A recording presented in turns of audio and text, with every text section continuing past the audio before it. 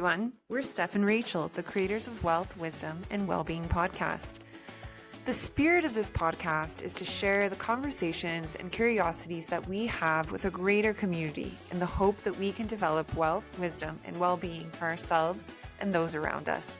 Simply put, we're in the pursuit of financial freedom and opportunity, meaningful relationships and experiences, and an increased quality of life to be able to enjoy all of it. We just want to live our best lives and help you to do the same.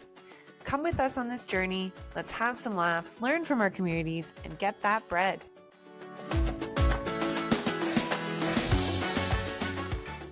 Okay, so we would like to welcome Kailey Armstrong. Hi, Kailey. Nice to see you again.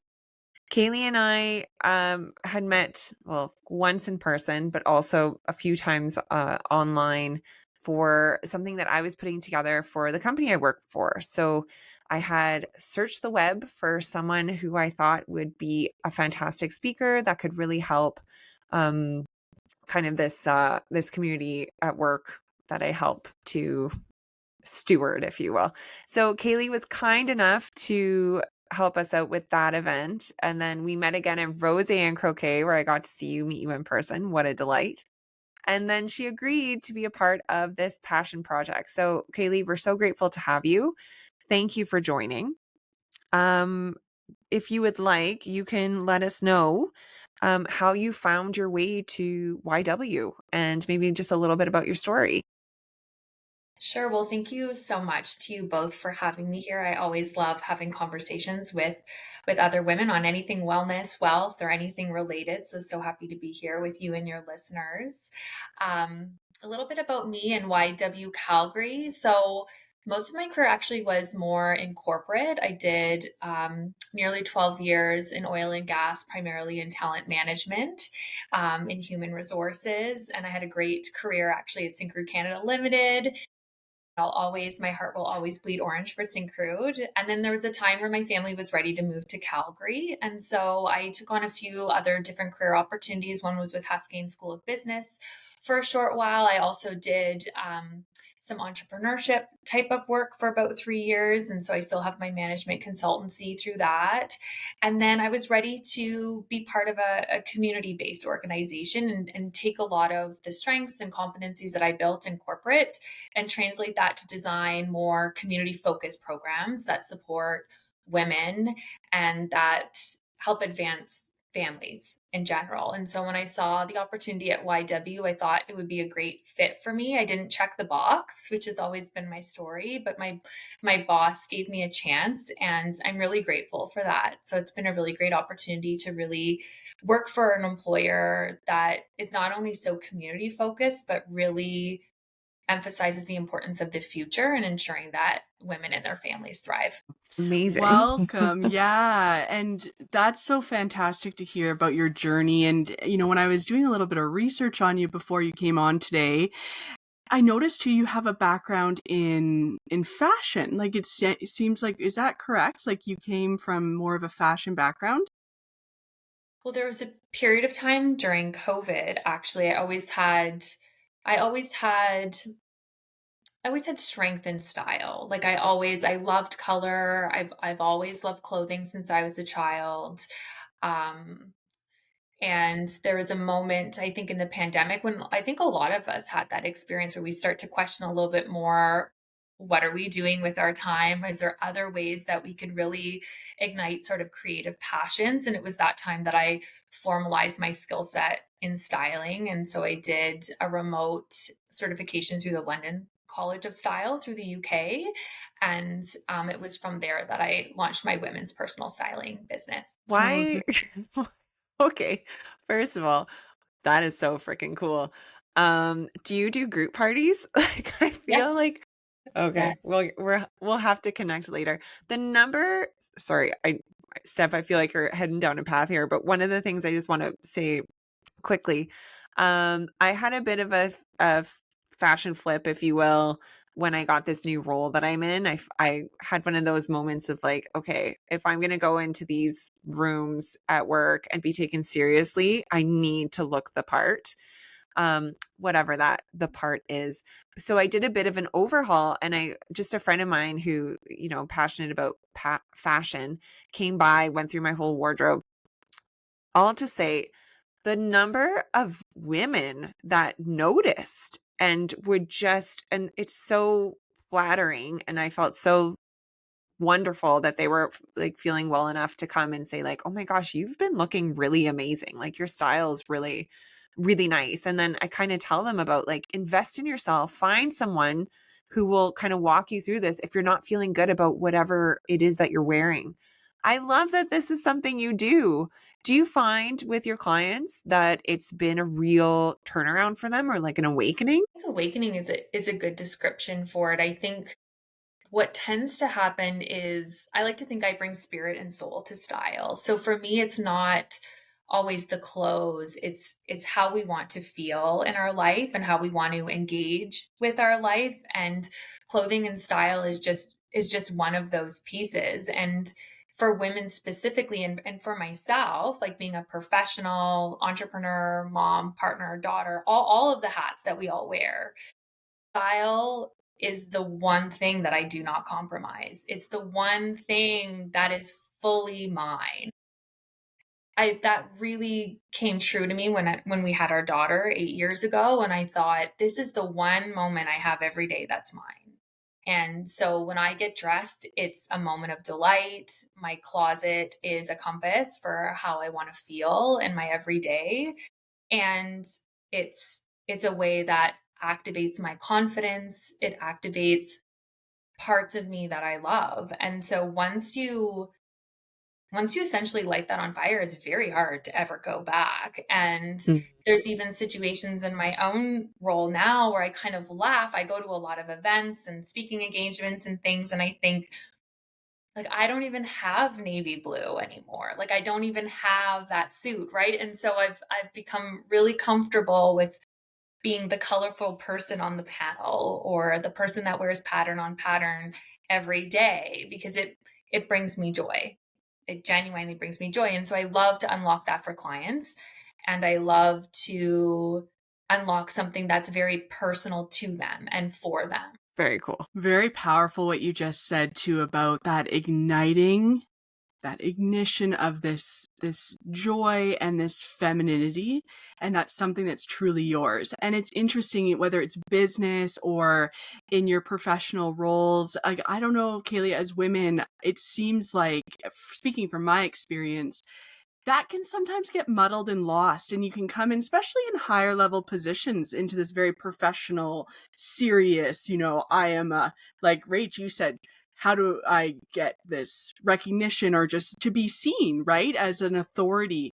And Hmm. so what I find so beautiful, and I'm actually on a journey of reigniting my feminine fire right now. So this is just very interesting timing. And I recently went through my closet, did the Marie Kondo type thing of sparking joy, Hmm. and really recognized that a lot of the pieces don't even feel like me anymore.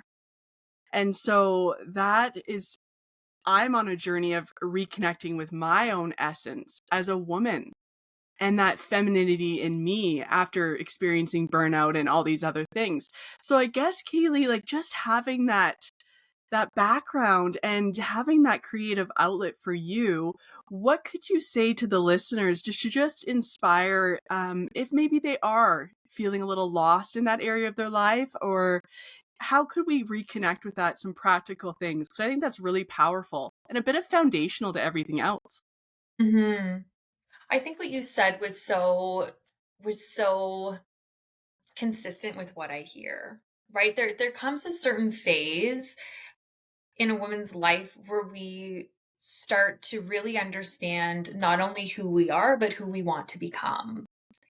And style becomes such a strong driver for that. And so, for anyone who's listening and they're thinking, I'm ready to shake it up, or I'm ready to really dress like myself, or I'm ready to just feel good again, I would encourage you to think about the first question that I ask all my clients is, how do you want to feel in your clothes? If you were to describe that feeling every day, what are some of those words that you would use? And take note of those, write them down. There's no right or wrong word. And then start to think about, if I were to describe that aspired style, what are some of the words that I would use to describe my personal style, even if I don't know what it looks like yet? What are Mm. some of those words? Feminine is such a strong one, but what that looks like for everyone is very different. Mm. For others, it could be, I want to feel put together. I want to feel elegant. I want to feel For me, it's I want to feel alive, bold, Mhm. confident, colorful, vibrant, all of those types of words. So, how do I want to feel in my clothes? What are some of the words that I would use to that I would use to describe my aspired style? And then start to observe others, and not from a place of comparison, from a place of clarity. What am I seeing on other people, whether that's Pinterest, whether that's in advertisements, whether that's in a thrift store, something that's merchandise? What are things that are standing out to me that I'm thinking, I like that? There's something about that that I like, whether it's something that the person's wearing or whether it's something about the energy that that person exudes. There's something about that that's attractive to me. And so start to take note of that. And again, do this without shoulds, because style has no should, style has no size. Just start to really allow yourself to dream and think about what that could be. And those are kind of the three starting points. And that's when I typically start to work in more detail with folks. Those are really start with how you want to feel. Um, and then go from there. I love that. I'm going to be doing that cuz sometimes too I feel like I get carried away with what the fashion is, and then I try maybe to fit that to me, but I'm like, this is not me. And then it's something I buy and it stays in the back of my closet forever. So I think those are some really good tips and probably simple like starting points, right? It's not that complicated just to kind of get started and have those conversations with yourself. Um, I'm going to start doing Absolutely. that. And your I style love is it. always in style, Rachel, right? So Mm. what you're describing is we get so caught up on the trends versus my style is always in style. And then I just add on and incorporate trends if they make me feel the way I want to feel. Mhm. Yeah, And I then you like just that layer those anchoring on. into Mhm. yes, yeah, anchoring into those words is really powerful. Bold came to mind for me. Bold, playful. Mhm. Yeah. So, oof. Whimsical. Like there's so many Yeah. words, right? So lean in. I'm glad you're both going through your closet. There's so much clarity in doing that process. Well, and I think also from a budget perspective, right, which is kind of where Steph and I tend to start, I'd say. Um, like, do I need to go buy this thing or do I have something in my closet um that works, that's giving me the look that I think this other piece will.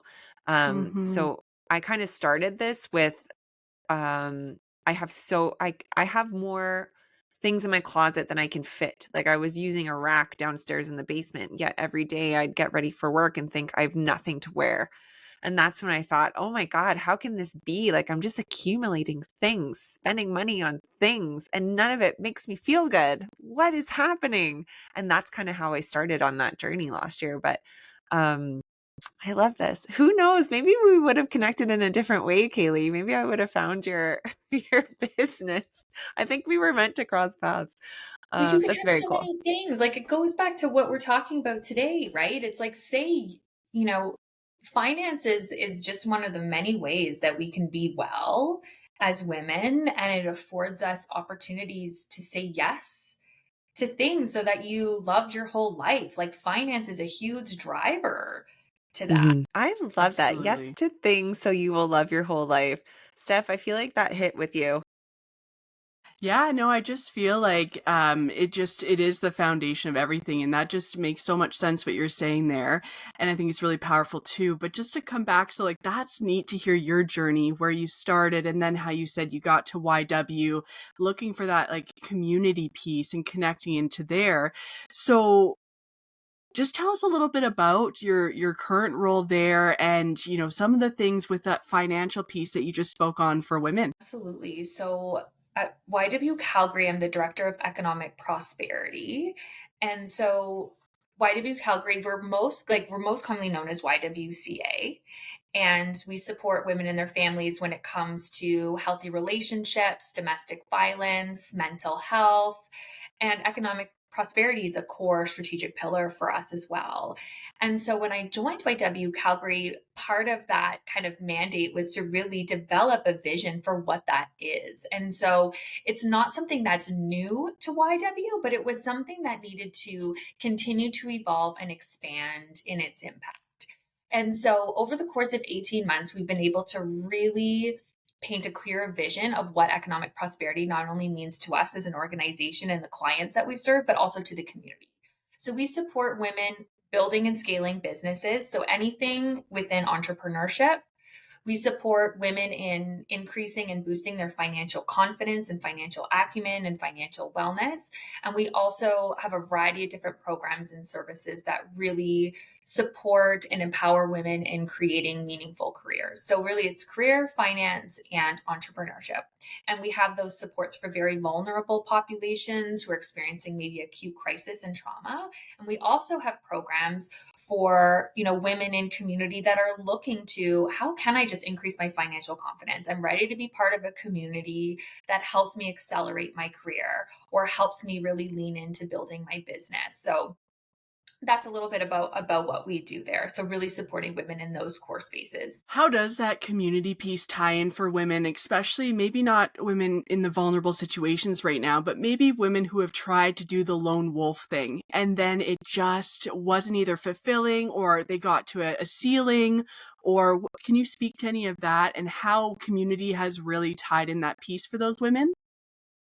Community is everything, in my opinion, and that's where some programs fall flat, is it actually doesn't have the lived experience and community perspective woven in.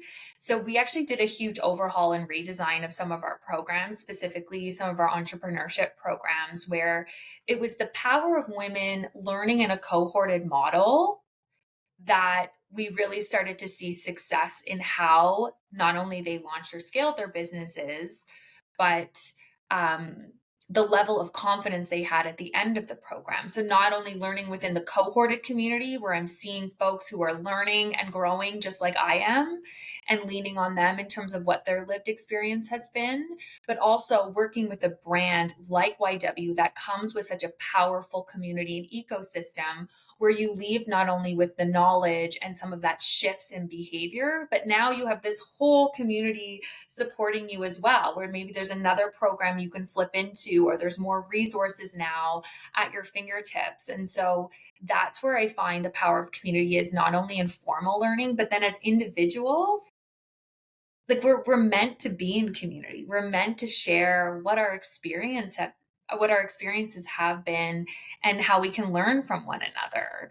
And I always think like I'm only as strong as who I surround myself with. Like who am I surrounding myself with? And if I don't know, who would know?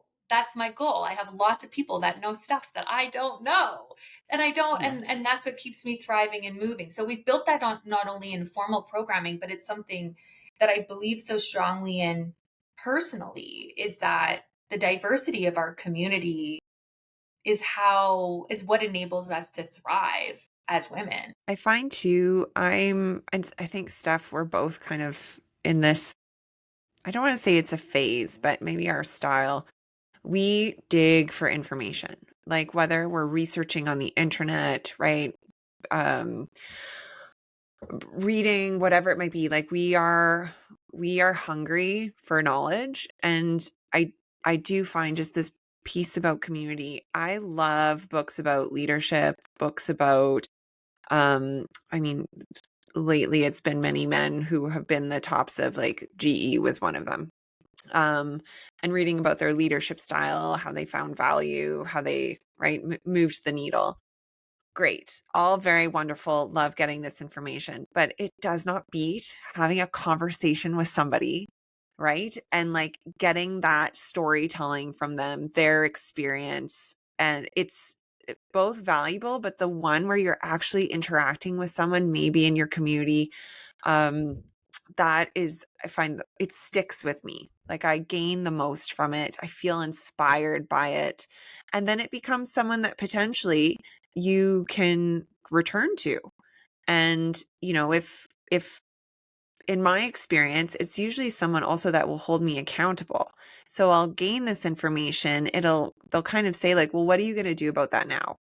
Like, let's talk again in 6 months. Tell me where you're at, which I love. And I feel like that's what the community is for me. Um, but it's so much more powerful than me lone wolf stuff on my own, trying to to gain that in another way. Hmm. Yeah, I really feel that community too. And I feel like I've tried to lone wolf it myself in my own life. So I have direct speaking to that. And that's where I was really curious your take on that, Kailey. And just the power of women coming together, and that's sharing each other's stories. And I just am baffled by how much I've taken away from the group I've been a part in so far. And not because I didn't think I'm always open to learning, but just how much resonates with everyone's story within myself. It's not the same path. We're not on the same journey, but there is this resonance, and it gets something really deep in you, and it loosens it up and shaking something. So beautiful. These programs sound incredible. And I was able to check out a few on the website. Listeners, if you've not checked out YW Calgary, definitely do, because there is many different ones on there. So I guess within this role you've taken on, how did you get curious about this economic prosperity? I heard you say someone took a chance, your boss took a chance on you. But prior to that, did you have interest in economics and financial literacy? And what's your background personally, Kailey, with that? I mean, I did business, but I can't say I was particularly like interested in the economic finance Okay. side. I do feel as though I was very fortunate in my upbringing that I was empowered to invest early. And so, like, I had read The Wealthy Barber, like, by the time I was 15. And so I had, like, that was just a really strong value of my father's, was like, pay yourself first, pay yourself first. I heard that, right? And opened my investment accounts when I was 18. But I didn't necessarily find enjoyment in it or passion in it.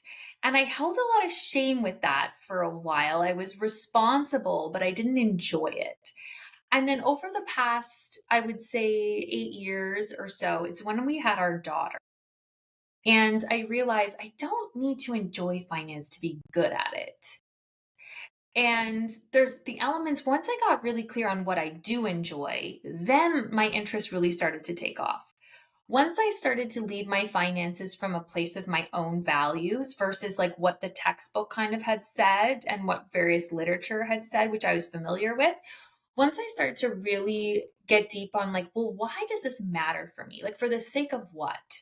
Why am I doing this? Mm-hmm. And after, like, I'll fast forward X years, for me, it always came back down to my value of peace. And so for everything that I do, I prioritize my peace.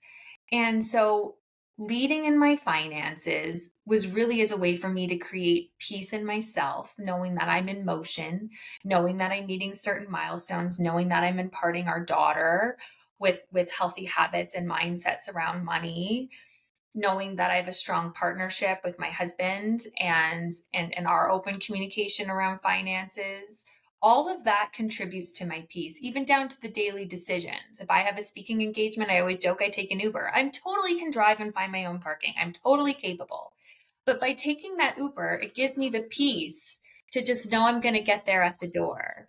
So I think for me that's been the shift. Wow. I feel like for some of the listeners, that might have just hit home for a lot of you because I feel like it's very common for certain people, just, yeah, it's not your passion area to take on investing and learn about all this financial literacy. But what I heard you say, Kailey, is when you got clear on your why and your value, that was more the driver. It wasn't that investing the financial, but it was your why too, the reason for doing it that has kept you consistent with that. Absolutely. So really connecting with the why and not having any shame with what that why is. And that could be very different from what you see in other people.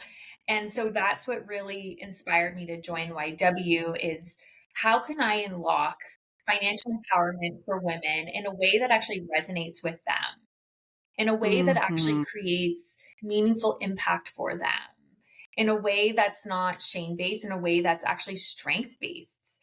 And so I think working with YW has really held me accountable. It's going back to what you said, Steph, around really testing things more and really looking at finances from a place of fun and not from a place of fear, and really looking at it from a place of flow and all of these other things. And so many examples around. And I've heard you say a few times today, Kailey, how when you had your daughter 8 years ago, it really sounds like it shook some things up for you, as it does for a lot of us when we become mothers. And so I guess for you, when that happened, what was the shifts in your life in these areas of wealth, well-being, and wisdom? I think our daughter Kennedy, she's been my greatest life teacher. And it sounds incredibly cliche, and yet it is because of her that I will become my highest self, because she gives me reason to work towards that. And all of the decisions and things that I do are not only with her in mind, but it's for her to have choice when she's older, and for her to know what her power is and what her potential is. And so much of that is me to model that for myself. And so it's because of being a mother that not only do I model those things, but I go after things that maybe I wouldn't have, because I want her to do that. And I want her to live a life that's on her own terms, and to have the freedom to engage with how she wants to engage with life, and choose a partner that works for her, not a partner that would maybe work for me.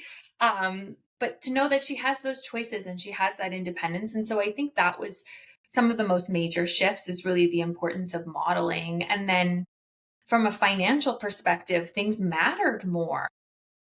And my future mattered more, and how I cared for myself matters more.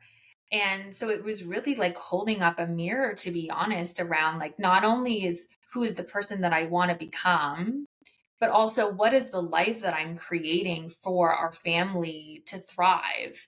Because it's very different when it's two partners versus when you welcome in children. It's just a different dynamic. And so how are we mitigating risk? How are we protecting? How are we, and it's not from a place of fear. It's from a place of like, let's develop and be the best family that we can be from every element, financial and beyond. That was really well said. That was beautiful. Um, I completely agree with you on all fronts, but especially the bit I don't have girls, right? I have two boys. Um, but even for me, it's ensuring that they see what I think is a healthy partnership. And if they happen to be interested in women in their future, then also to see that strong, intelligent, movers, shakers, um, they are not intimidating. Like that is someone that can be such a driver and an important piece of your life, and you don't I just I guess one of my fears is that they end up with someone, and whether this is right or wrong, that maybe is kind of meek, mousy, doesn't have a voice. I want them to be challenged. I want them to be with a partner that pushes them to do better, um, to maybe follow that pie in the sky dream that they're afraid to follow. And I think for me, that's really important when it comes to finances, when it's about making decisions. Whether it turns right or wrong, it's just kind of just trying to do your best and not being afraid to shake some feathers. I don't know. It's very interesting how kids can really make you self-evaluate and change your outlook, right? And I guess it should. Having children should do that. It is such a enormous piece of your life. Um, but I really liked that, Kailey. I thought that was really well said. Well, I Thank you. can just tell that, like, Kailey, that was just so from your DNA.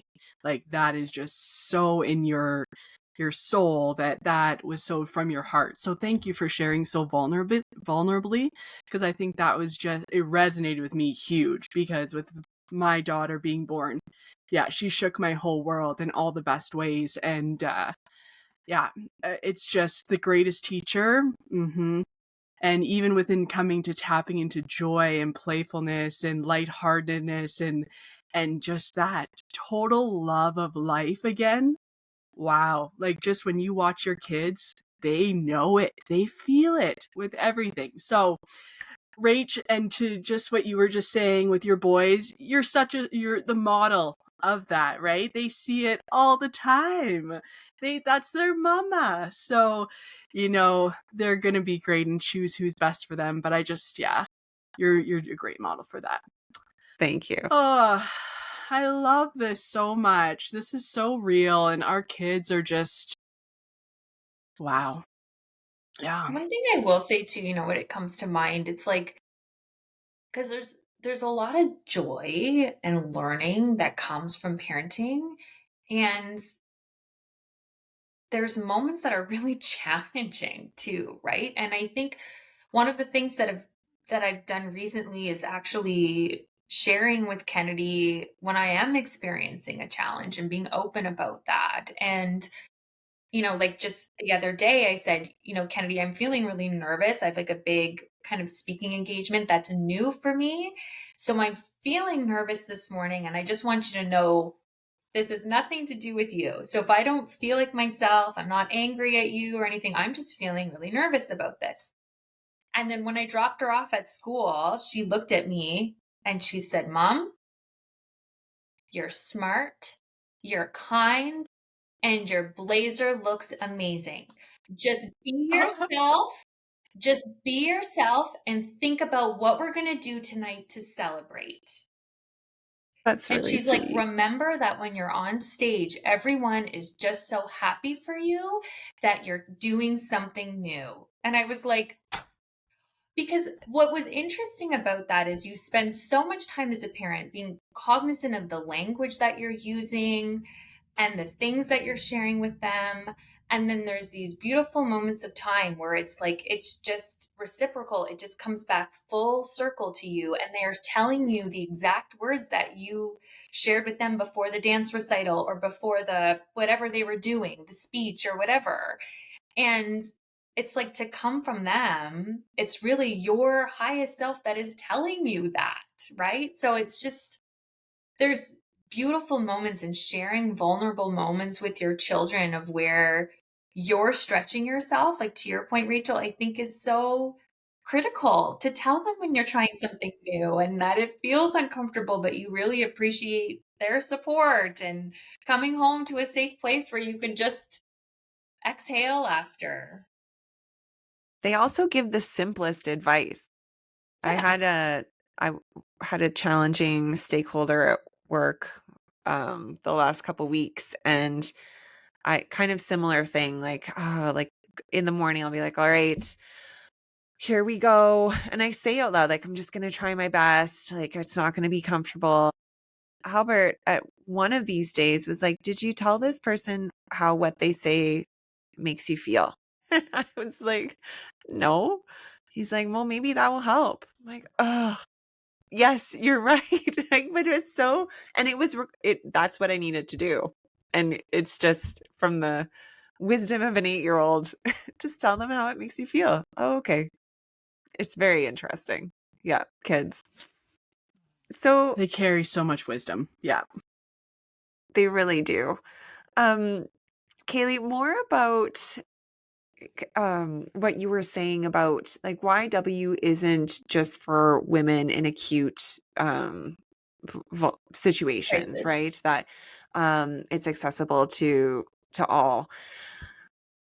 Recently, I'd say in like the last couple years, there's been a lot of women in my community who are leaving their partners and having to take control of their lives, finances, investments, even just right being the person that makes the decisions alone or at least without a partner. I'm just curious in your experience from what you've seen with YW, what would you say to these women who might be starting this journey? Maybe it's been a few months, maybe it's been a year. Um and I'll just preface with what I see is um feelings of overwhelming, like being overwhelmed by decision making, not knowing where to start, and just kind of kicking off that journey with low confidence um, and a fear. What would you say to them? Well, I would say to you and them that you're not alone. And what you've just done is a huge step of courage towards a life that will be more aligned with what is possible for you. And so, my hope is that if there are individuals that are exiting relationships, sometimes it's an unhealthy relationship, and sometimes it's just a relationship that is, it's run its course and it's done amicably. And so I hope that you have security and I hope that you have safety because then you have choice. And so I'm assuming that you have choice and you're in a situation where you and your family are safe. And so it can feel a sense of overwhelm to feel like now you need to embark upon this journey alone. And I can't emphasize enough that you aren't. And what I would encourage you to do is lead from a place of strength. And so, what strengths do I know that I do have right now that I can lean on? What are situations that I know I have been through in the past where I've demonstrated resilience and I've gone through the other side? Who are people in my community that I know want the best for me and my family, and they will support me in this time of growth and challenge? So, like, what are my strengths? What are situations where I have been resilient and strong in the past? And who do I have in my corner that is supporting my growth, supporting me through this challenge, and lean in from there? Then we start to unpack, okay, like I might have some big decisions I have to make. I'm always a proponent of just write them down. What are all the big rocks I have to be doing over the next time period? And start breaking them down. And when you start breaking them down, think about if I were to actually look at these, where would I actually feel most inspired to start? Or which one of these rocks is actually keeping me up at night the most? And if I were to unlock that first, that would create a lot of capacity for me that would then just give me more momentum to address the other one. So there's kind of two kind of frames of thought. Either where am I most inspired to start, which is typically for people who are maybe already in a thriving space and maybe not exiting an unhealthy relationship, but just looking to make a shift and a change. But if you're really going through like a big emotional chapter and change, maybe it's about which one do I need to unlock first because that's going to make me feel a lot better. I think as women, we feel like we need to tackle every decision all at once versus what do I have to do now? And we are women, so we're already carrying a lot and wearing a lot of different hats. And so, is there anything as I look in my life that I can offload that will create capacity for me to prioritize maybe some of these bigger financial decisions? I once met a client and she inspired me to do the same, where she actually used vacation days for a short period of time to just really get ahead on some significant financial hurdles that she had to overcome. And that was the gift to herself. Was that a vacation? No, but that afforded her the time to work through some of those in a peaceful environment while her kids were at school, so she could focus and be in flow and not be in a panic state of trying to work through all those things. She took a vacation day, mapped out, what do I have to do? What are all the different decisions I have to make? If I don't know, who does know? Um, but really leaning into the strengths you have, leaning into the community that you have, and knowing that you can do this and trust yourself. And even if you're doing this with other people, you're still doing it. There's nothing wrong with engaging a financial planner, a legal expert, a divorce specialist to help you work through this in a very logical way so that you can flow through it with ease and preserve your mental health as you do it. So many more comments, but let me know if you want me to continue. I've I've not ever heard the term divorce specialist. What what is that? So, from what I've seen, and not something that I've engaged with directly, there are individuals who specialize in sort of the aftermath of individuals choosing to no longer be married, right? And so there's folks, I believe they're coaches or experts, and they can help you navigate what that process looks like in a holistic way, right? Right.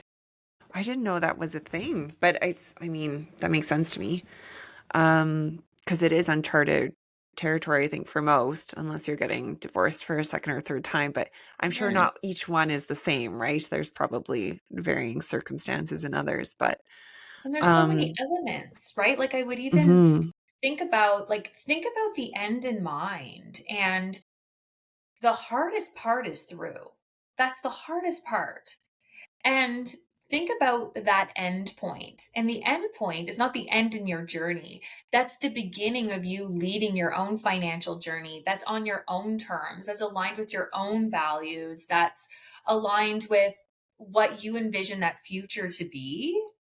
And sometimes exiting a relationship, once you get through the through, it unlocks a different confidence and capacity for you to lead your finances in a way that you couldn't have before, or that you mhm. didn't have as much clarity and insight on what that next chapter of your life and for your family could look like. And I think it's so important that tool of breaking things down. Write down the big boulders that you need to move and see how you can chip away at it because I imagine like any I don't want to say I don't want to say project as in like minimizing what leaving a partnership would look like, but it's just taking it in kind of those baby steps, right? And I imagine it's that ability to make big things smaller and approach them in those bite-sized pieces. It would give you some peace of mind and then also build that confidence with each step that you tackle. Because right, every Yes. time you're successful or come out on the other side of a big task or a big decision or a big hurdle, um, I would think you would kind of build that. Okay, I did that, so maybe I can do this next big thing. Um, maybe I can, and just kind of one step at a time. But I think that's great to any problem. Truly, I think that's a great way to approach things. And approaching with curiosity too, just to build on that, you know? It's like, I wonder, or I'm curious what this is a situation now. Like, we don't want to push away where we're at now. Like, we really want to ground in that this is what's happening and feel our feelings, but acknowledge that trust piece. So I guess, Kailey, like, on these women's roads to trusting and building that trust, there is some doubt that comes in, I'm sure, or of course fear, but like that self-doubt or like, am I capable, can I do this, those type of things. So I love the breaking it down, the big rocks, tackling those first, what's keeping you up at night, and those questions you outlined. That was so clear and practical. Thank you. And is there anything additional you would want to say to women who might be feeling this doubt or uncertainty right now? Hmm. I mean, I think there's so much uncertainty, right?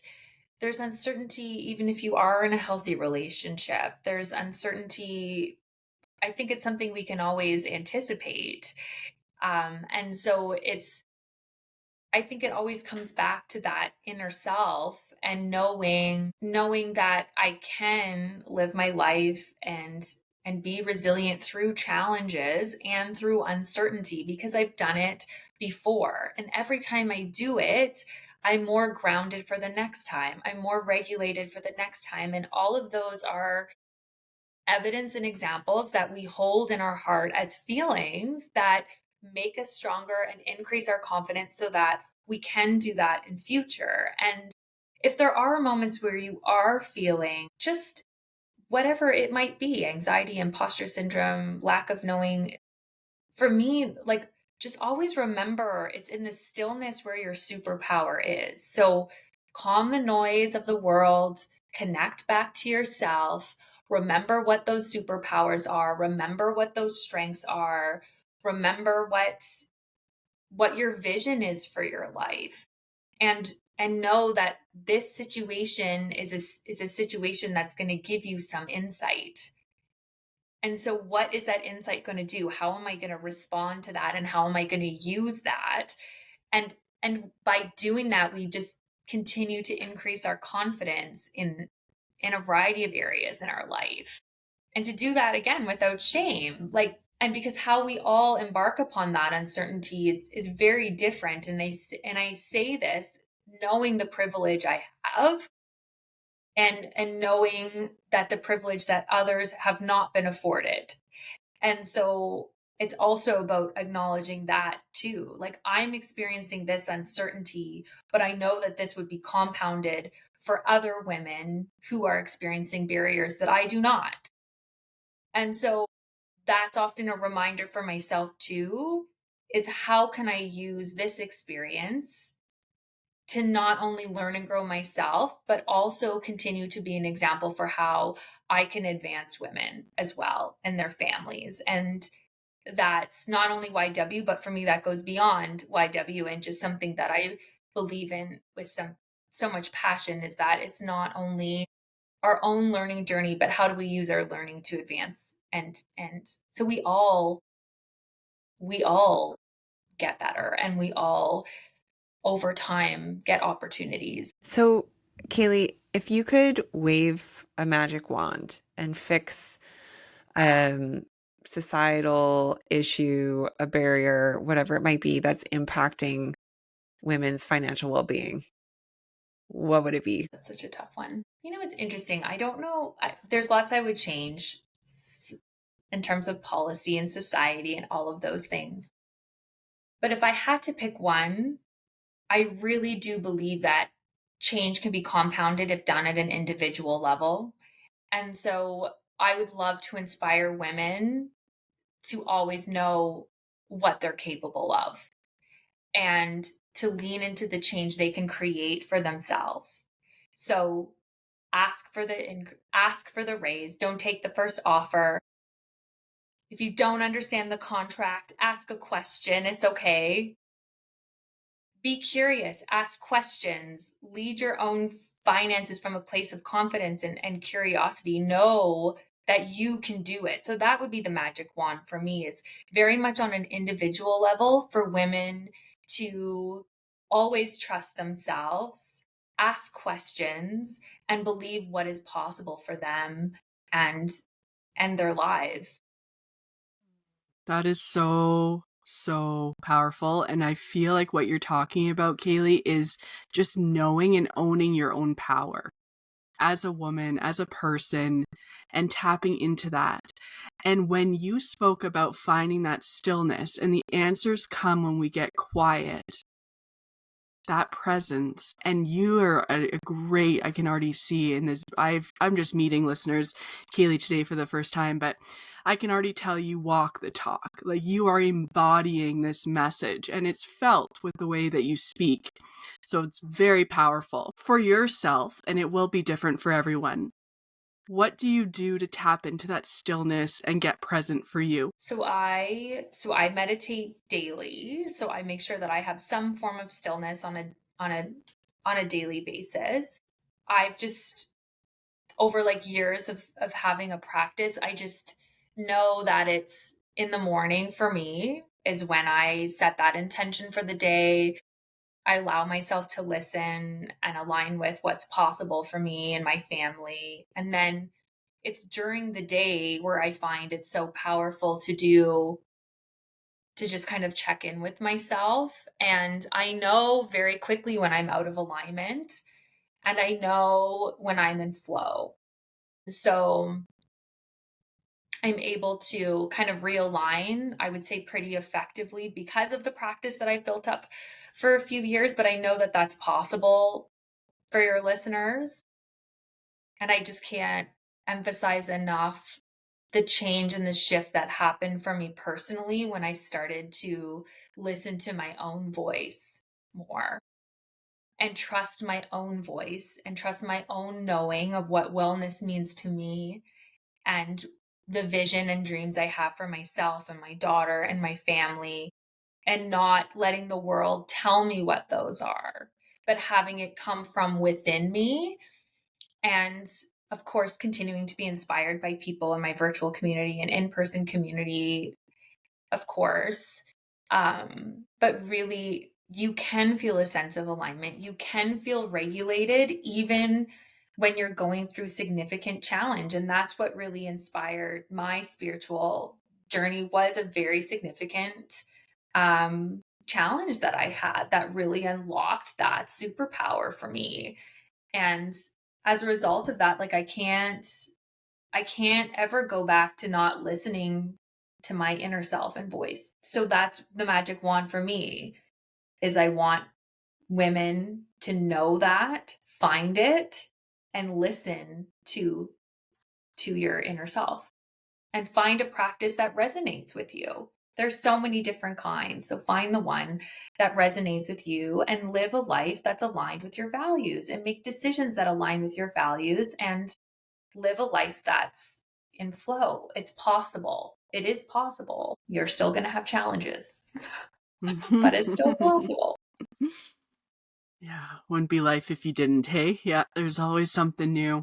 But it's amazing how it does take sometimes that like maybe it's a breakdown, maybe it's it's a breakthrough is how I like to reframe it. But it takes something, whether it's a health issue, some kind of crisis, like that's something that just cracks you open to that, where there's just something higher. There's something beyond, but that is really within you. So yeah, I love that spiritual piece, how you tied that in. That was really powerful too. So many powerful moments. I'm like, yes, wow, really loving your insight. Thank you for sharing. And I do like the piece about kind of finding what it is that helps you to listen to your inner voice, because I know for some, meditation is not their cup of tea. So for me too, just so our listeners are aware, I do enjoy meditating until I don't. And there comes a Yes. time where it's like it's almost like that feeling where you have to move, you have to work out, you have to do something. It's like I Yes. can't sit here again at 5:30 tomorrow morning and do 10 minutes of like talking or listening to myself. Mhm. And so I pivot. Then maybe I'll do 10 minutes of stretching, or maybe I'll do 10 minutes of journaling where I'm just spitting out whatever comes to mind. Maybe it's a walk. Maybe, right, it could be so many different things, but I think the key is, does it allow you the space and time to listen to the voice inside? So whatever that looks like for you, access it however you may. So it might be meditation. it might be deep breathing, who knows, but it doesn't have to be so Might be walking in prescriptive. nature. Yes. Like, go Yeah. sit under a tree. Like, Yep. just take in the fall leaves. Like, let the yellow inspire you with new ideas and innovative Yep. thinking and, vibrant outlook. Like, just look at the clouds and see, like, how they're so different. And there's power of nature, there's power in activating your body to release energy. Like, I just went for an Mm, hour run yesterday. I didn't even run. Like, I don't even know how I could possibly have ran for an hour, but it was like my body just needed that out. Like, I just needed the release, and meditation wouldn't have been able to provide that for me. So sometimes I think it is what you said, Rachel, knowing like, what do I need right now to come back to center and know that everything I need is within me. What do I need to do to activate that? Because sometimes that won't happen sitting in our offices. absolutely. Turn on that song that you love and get up and dance in between your meetings, whatever you need to do. Yeah. No, those are great tips. And I guess just what's something right now, Kailey, that you are super excited about in your life? Gosh, super excited about. I think if there's one specific thing, I'm really excited that I love my whole life. And it's taken me a while to kind of get to that point. And so I make a lot of decisions. So I love my everyday, and I love where I live. I really appreciate my employer. I like that I can do entrepreneurship activities that ignite inspiration. Um, but I think the one thing that I'm just really excited about right now is just really my community and my growing community. And we moved to Calgary about 4 years ago. And I really do think it's taken that amount of time to have like really good friendships and people I can just call and do things with, and having really strong collaborators and thought partners professionally. Um, and so I'm just really excited about this community that just continues to expand, and all of the really interesting people like both of you that I just get to spend time with. And it just makes my life richer. Amazing. I love that. And not that we're talking about longevity or length of life, but the first thing I thought about was how it's the blue zone, right? Anything you read about those people that are living Oh, in that zone where they're living to 100 plus, it comes down to community. So it comes down to their friends, the people they speak to. And the fact that you are enjoying it and it, jazzes you up and it makes you excited, amazing. And I think that's proof is in the pudding. Like, I think if you could feel that positivity and feel like you can rely on people or lean on people or be inspired by people, by that community, that's what the joie de vivre is. Like, is what's going to keep us motoring and keep us going. So it's It's just the really fulfillment. nice. It's nice to hear. Yeah. Yeah, it's the fulfillment, right? It's like it's feeling a sense of fulfillment in a lot of aspects. It doesn't mean that I'm not facing adversity right now and additional challenges, but overall, it's like when you go through periods of time where you experience challenges and hard ones, it really, when you are in a chapter where it's flowing well, reasonably well, it's like, I'm not going to take this for granted, right? hmm. How this feels. And I'm going to take the downhill, as my runner friends would say. I'm going to take the downhill and I'm going to take it in, because there's going to be another point where I have to gear up again. And I'm just really grateful for this time and the impact my team is creating in community and having these types of conversations. And because like, these are the good parts of life. Mm-hmm. And normalizing that life goes in cycles. That, and it's so often when, we're scared to share vulnerably or we don't for whatever reason, there's that block there. It's hard to see that perspective from other people. You feel like they're just doing so amazing. They don't have these hardships. And it's really refreshing, Kailey, to hear you say that, and just from your own personal life. And yes, and let yourself like high five, girl, for you enjoying this season of your little bit downhill, as you'd say it. You know, that's what we need to do, is embrace those moments and let ourselves fully feel. Yeah. The And you good can and choose the them. not so good. Yes. And you can choose them, right? Like you can, if you're not feeling flow, it, oftentimes there is a choice that you can make to activate flow in your life. So if your day job is not bringing out your best self, what are other elements of your life that you can gear up if you don't want to leave your day job just now? Right? But there's always a choice. I just don't want women to forget that. And a choice too, the choice for you now doesn't have to be the choice forever either, right? Like Yes. that's one thing too. And I love the women that are in my life, who I just feel like there's this understanding and no judgment when it comes to, no, like this weekend I'm choosing me and I'm not sorry. Right? It's just, or, you know, that sounds amazing for you. So happy you can do that. Not for me at this time. Like I feel when I see other women choosing themselves, not at the expense of anyone, but just, you know, honestly choosing themselves for whatever that decision might be. I I just am a cheerleader supporting character. Like you go, if I can be of service, if I can assist in any way, you let me know, but like get it, girl. And I don't know, I just find that even helps as far as you're saying, like choosing. You can choose to change your situation, you can choose to change your mindset. I think it's all related and it's all part of it. If you're going to work and you're not having a great time, make some decisions. And hopefully you have the freedom to be able to do so, right? Which I think comes down to wealth, wisdom, well-being as well. Mm-hmm.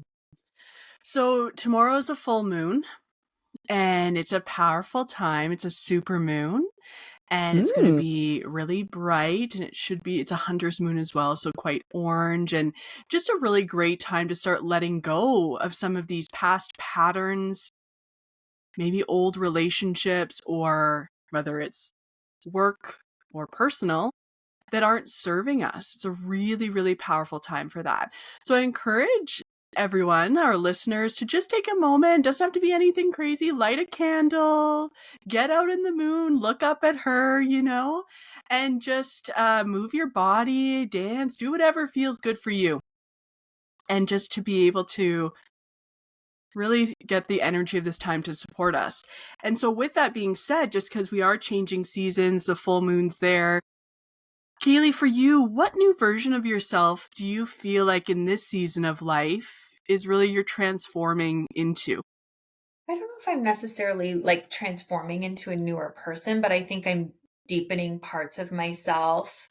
Yeah, I think I'm deepening parts of myself that I know are just meant to be there long term, if that makes sense. And so I really want to continue to lead a life where I say yes to things that interest me. I said that before, but it's just so powerful for me because I want my everyday to be inspiring, and I want my everyday to have impact and meaning. And so to be really intentional about that on a human level, and how I can create impact for others. And I think again it just goes back to continuing to trust myself and grow my confidence in areas that I know I need to work on. And so just creating time and space for that. Do you have a vision board? I do. Yeah. Right What's there. one thing on your vision board? Me too, right there. One thing on my vision board. It's just to continue writing more. I know, Rachel, you said that you journaled or you journal at times. And so for me, it's just about writing more and just increasing my confidence in certain areas of finance that I know have been on my mind. And so it's like I just need to do that with intention would be one tactical one, and then just creating more space for writing and being in nature. F, what's one on yours? Community. How timely. I love it. Yeah. That's What awesome. about you, Rach? Oh, I will admit, my vision board is not here. I don't think I've had one, Steph, since we put one together. But I do, and I've shared this on here before, I write to myself from the future. Yeah. Yeah. So to me, that's kind of like a very wordy vision board. And it's usually some point in whatever future, where future Rachel will describe to current Rachel um, things that she's grateful for. So whether it's a decision made at this point in my life, but so that's kind of how I vision. Um, and it's in a journal that my friend Justine, who's an avid listener, hello Justine, gave me, which is, and I don't know why, but it's what would Denzel Washington do? Um, and for some reason, when I open that journal, it fires me up. So that's how I kind of vision is letters from the future. Yeah. Power of your pen. I love that. Yeah, it's fun. And I would think it'd be very interesting for my kids. Like I do fantasize, I suppose you could call it that, about a day in the hopefully the distant future where I pass and they come across some of these journals or some of these ideas and hopes and dreams, and I hope they're fulfilled, but that they can kind of look back and think, man, my mom, like that, she thought about this, like she wanted this, and I hope it's inspiring for them, and I hope it gives them a little insight into who Rachel was and not just mom. I think that part would be really cool and maybe a bit moving for them. That's the hope. So, mhm. And that's an interesting thought, Rach. And I wonder in what capacity can you bring that out in your day to day now with them so they get to see that part of you? Yeah. Yeah, and it's not like I hide it or, kind of Keely, what you were saying a little bit more too about kind of saying I'm nervous about this, right? Like sharing a bit about how Kaylee is feeling about a situation, not how mom might approach a challenge. So I do think it does come out, but there's just something about reading it like that. I just think it's a little bit more um revealing. I don't know, less filtered. Yeah. So we'll see. Yeah, maybe Steph, you'll be there at the reading of the journals. My Patsy. You'll Well, be just like, it's let a me human play this. experience. Yeah. That's what bonds us, right? Is that human experience. And so they see you at a human level versus Hmm. like this mom parental figure that like as we age and as our parents age, like I don't know what your experience has been, but like I look at my parents as people now. Hmm. It's like, oh yeah, so you're a person who's experienced growth and challenge. And the decisions I saw you make were when you were my age, right? So I have a little bit more empathy and compassion for everything that you were holding at that time that maybe I didn't see. Mm-hmm.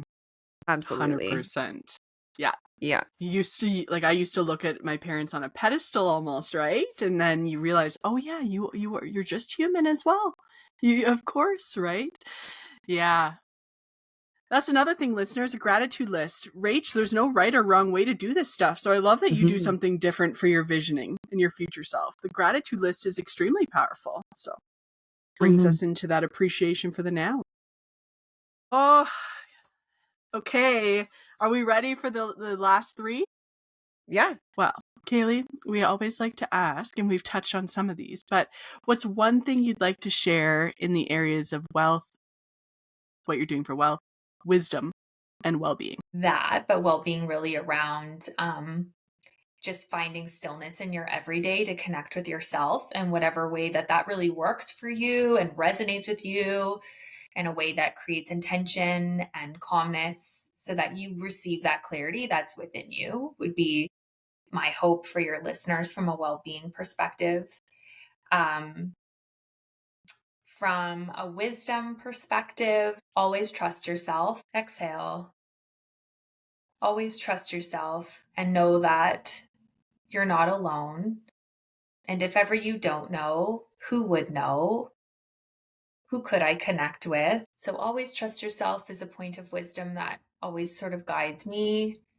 And then in terms of wealth, what has really helped me lately is making decisions that prioritize my peace when it comes to wealth. And so peace is such a strong financial value of mine. And it was once family because I felt like it should be. But what I realized over time, it's actually peace. And so the decisions I make come from a place of peace. How I manage my finances and the scene I set to do that is a peaceful environment. That's where I thrive.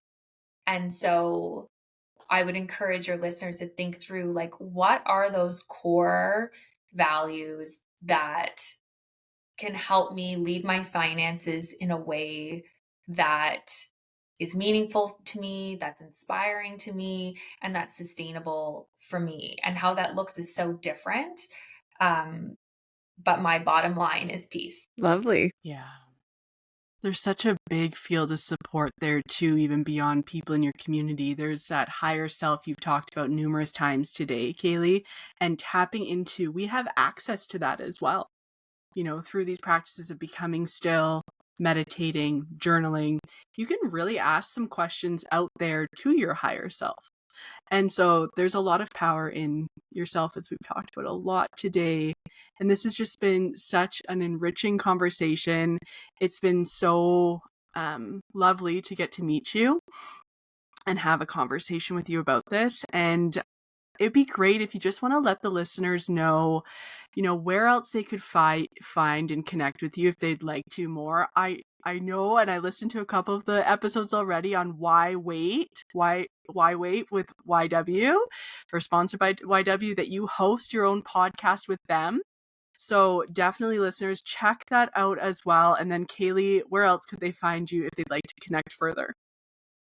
Yeah, feel free to connect with me on LinkedIn. Feel free to check out YW Calgary's website and our socials to learn more about all the different types of supports and programs that we have available here in Calgary. And thank you so much, Steph and Rachel, for welcoming me into this space. And you're creating something really special here. So I'm really happy to be part of it. Thank you. Thank you so much. Was Lovely. a pleasure. And fashion-wise, do you also have an account for that, for those services? Well, you can just reach out to me on LinkedIn. Okay. I'm so funny. I'm actually not on social. I have a gift of referrals. So if you want to That's learn great. more, you can just reach out and we can have a chat about what you're looking for. Amazing. So fun. Love it. All right. Well, thank you so much. Episode 16, everyone. Have a great rest of your week. Bye. Bye.